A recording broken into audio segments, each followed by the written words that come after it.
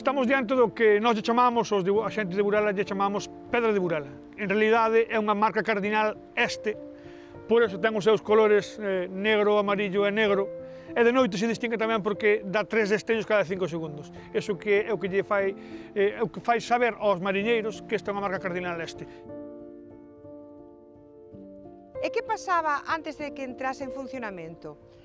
Pois os barcos guiábanse pola enorme chimenea da fábrica de Curni. Medía 37 metros e ata mediados do século pasado, que empezou a funcionar a Penaburela, servíanse da súa impresionante altura para guiarse por ela e facer unha boa entrada no porto.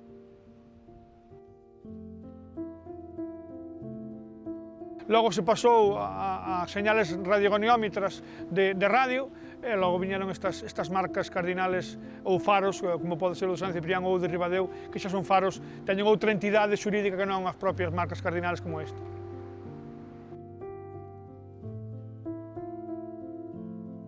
É unha marca cardinal que se fixo originalmente no ano 59.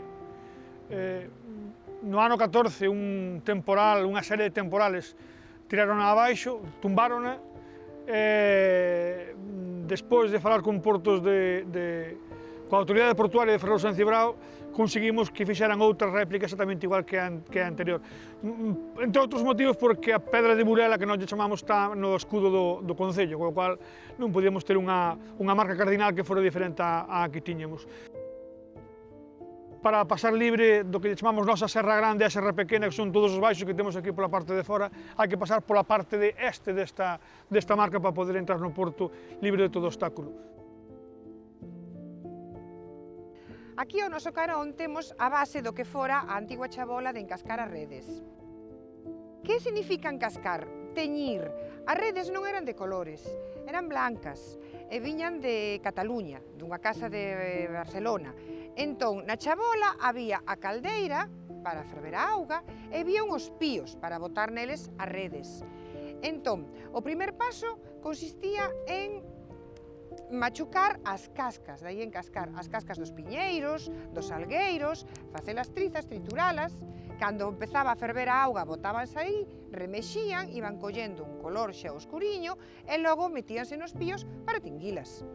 Unha vez acabado o proceso, claro, os píos podían ser dunha grandura semellante á das redes. Se eran moi grandes, para os barcos pequenos, de todas as formas, unha vez culminado todo o proceso, tiñan que secar e tiñan que abrirse, non podían estar arrugadas. Entón, necesitaba un espazo grande que aquí en Burela era o campo da estación.